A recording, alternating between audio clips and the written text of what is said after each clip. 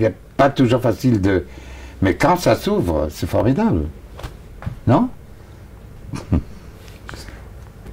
par rapport à cette poupée, quelle est votre motivation Attendez, parlez un peu plus fort parce que... Pardon.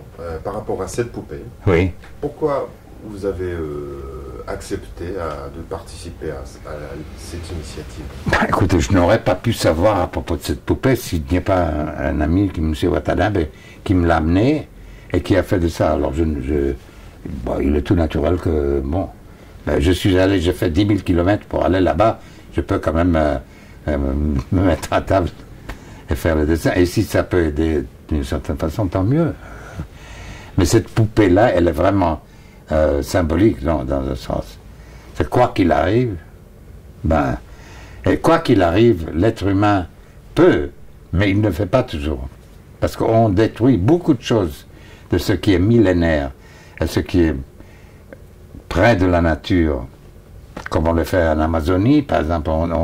On détruit toutes les civilisations qui ont existé, et maintenant on va à la recherche de cela parce que ces gens on est en train depuis des années d'éliminer, eux ils ont certains secrets que nous n'avons pas avec les médicaments et tout ça. C'est difficile, c'est très contradictoire tout ça. Mais pardonnez-moi si chaque fois que vous me demandez une question, je finis par dire autre chose.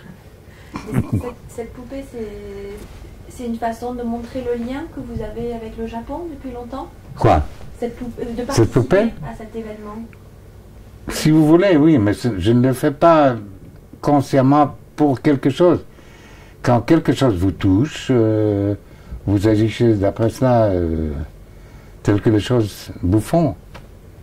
C'est le même sentiment qui vous a fait aller dans les régions... C'est le sentiment, mais c'est aussi le sentiment de diable qu'il faut quand même réfléchir un peu à ce que nous sommes en train de faire, d'une manière générale. C'est ça.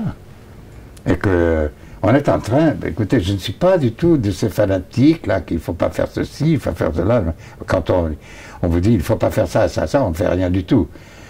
Mais le monde, que si on croit en Dieu ou non, si on est religieux ou non, ça n'a aucune importance.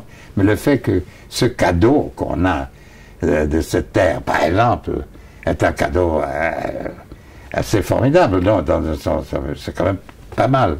Je ne sais pas où l'esthétisme de l'œil, de l'esprit, de la tête, du cœur naissent.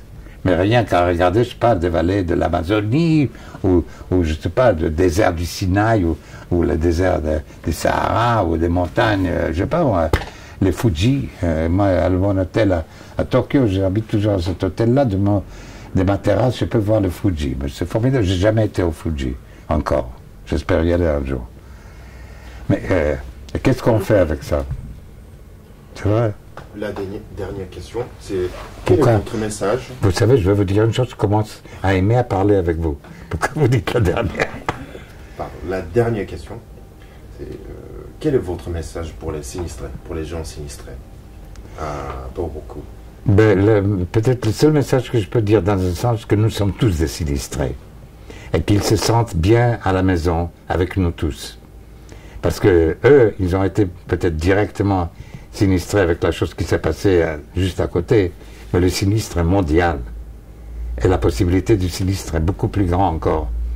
Alors au moins, je ne souhaite à personne d'avoir des sinistres pareils, mais au moins que ça réveille un peu de conscience. Alors mon message à eux, qu'ils ne se sentent pas seuls. Et j'espère qu'ils ne le sont pas. Je l'espère très sérieusement et très sincèrement, j'espère que le gouvernement japonais aussi ne les laisse pas seuls. Je ne sais pas ce qu'il est fait pour eux, mais j'ai dû voir un peu d'un ou deux messages qu'il y a un peu de laisser faire un peu. Et ça arrive malheureusement trop souvent au début, lorsqu'il y a un désastre, tout le monde est là pour le désastre, et le temps passe, et peu à peu les gens oublient un peu. Et ils croient, bon, c'est arrivé, puis c'est comme ça. Mais c'est pas le cas. Alors, je l'espère pour nous tous, qui ne sont pas oubliés, en ce qui me concerne, en tout cas, du peu que je peux faire. J'y suis retourné d'ailleurs cette année aussi.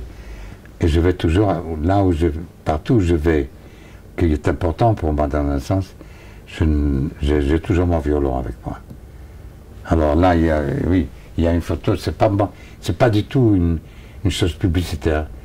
Il y avait cet arbre-là, le seul arbre qui est resté de toute une forêt de ça. Et j'étais là avec mon violon. Et il n'y avait personne, il y avait 3 ou 4 personnes qui étaient là aussi. Il y a une vieille dame qui a pris cette photo et l'a envoyée à un journal. Ils ont fait ça, le journal de la photo de l'année. Et c'est comme ça que j'ai eu cette photo. C'était pas du tout. Parce que j'avais mon violon, j'ai parlé avec l'arbre. Mais l'arbre est mort. Malheureusement, parce que la terre autour de ça, elle monte. Alors, nous, on passe sur la terre. La terre, elle reste. Mais nous qui passons sur cette terre, faisons bien attention de laisser cette terre vivre de sa propre force, et de sa propre nature, et de sa propre richesse qu'elle donne, et n'est pas abuser de ce que nous pensons être notre pouvoir de faire. Et c'est une manière d'abuser de notre pouvoir et d'utiliser ce qu'on a d'intelligence pour des choses plutôt négatives et destructrices. Il vaut mieux réfléchir sérieusement. Voilà. Et autrement, je dis amour pour le Japon. Merci beaucoup.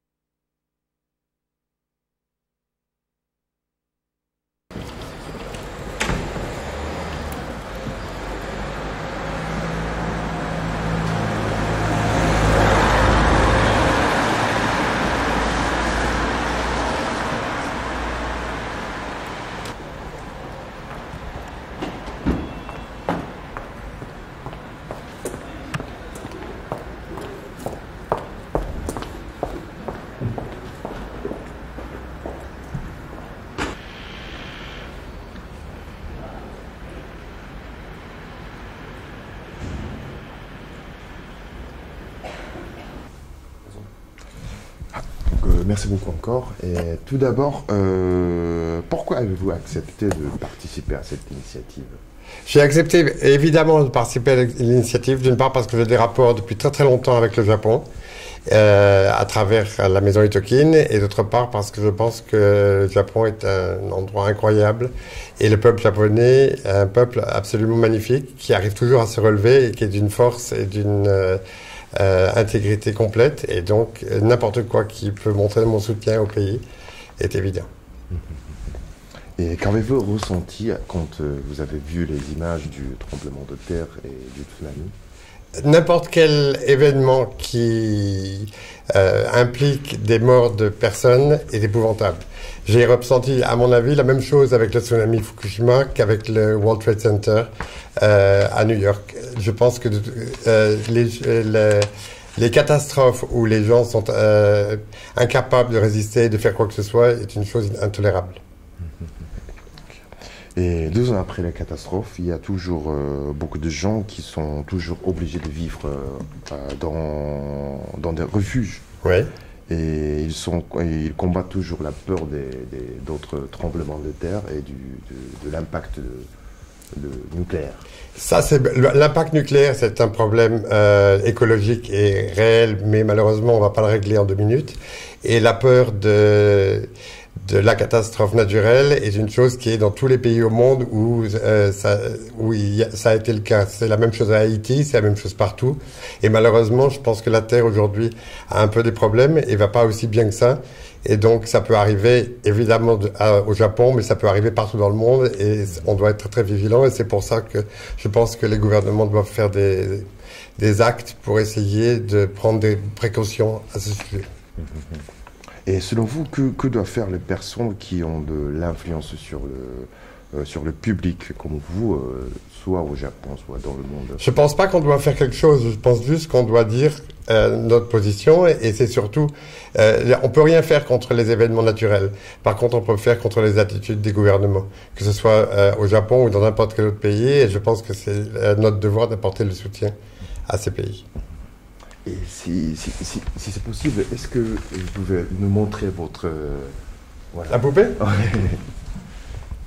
La poupée, c'est un sourire, parce que je me suis rendu compte que le Japon, c'est un pays même qui est très grave, mais le lendemain de n'importe quelle catastrophe ou de n'importe quelle chose grave, ils arrivent toujours à ressourire et à voir l'avenir. Donc c'est pour ça que j'ai fait un sourire. Pourquoi c'est d'or, c'est doré? L'or, parce que l'or, ça correspond bien au Japon. Je pense que le Japon, pour moi, s'il y avait 2 couleurs, ce serait quoi? 3 couleurs, ce serait l'or, le rouge, comme le drapeau, et le bleu, parce que le bleu, c'est l'espérance. Ah, d'accord. Et qu'est-ce que vous pensiez quand vous dessinez Je pensais à rien du tout, mais c'est vrai que l'objet qu'on m'a proposé de dessiner est un objet de souvenir parce que le culbuto, qui est la forme de cet objet, est un objet traditionnel en France aussi quand on est enfant. C'est une chose qui revient toujours sur ses pattes. On le fait tomber, il revient droit. C'est un peu comme les Japonais. D'accord.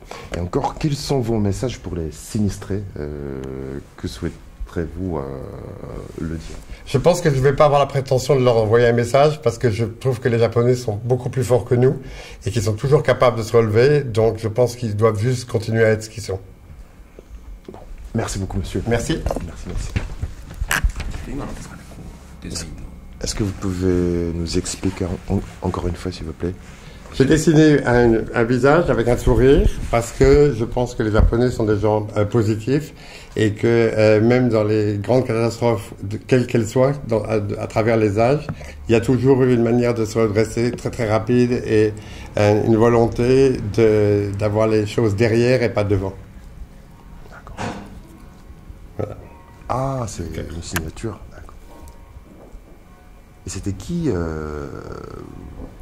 vous a demandé de faire ça? Monsieur Watanabe. Ah, Monsieur Watanabe, avec qui je travaille maintenant depuis plus de 20 ans. À travers la maison Itokin et qui est un vrai partenaire pour nous. D'accord. Et il y a beaucoup de gens célèbres en France participent à ces... C'est normal. Je pense que des attitudes comme celle évidemment de Kenzo ou de japonais, mais Jane Birkin a été formidable. Je pense que le rapport entre le Japon et la France a toujours été très proche et ça me semble totalement normal qu'on soit présent dans ce genre de cas. D'accord. Les Japonais sont un peu particuliers pour vous? Non, je pense que les Japonais, pour moi, est mon deuxième pays, parce que ça fait tellement longtemps que je travaille avec eux, que c'est vrai qu'ils sont particuliers, mais les Français sont particuliers aussi, les Américains aussi. Je pense que tous les gens, plus ils sont particuliers, plus ils sont intéressants. Il faut que chacun garde une identité. Okay. Merci beaucoup. Merci.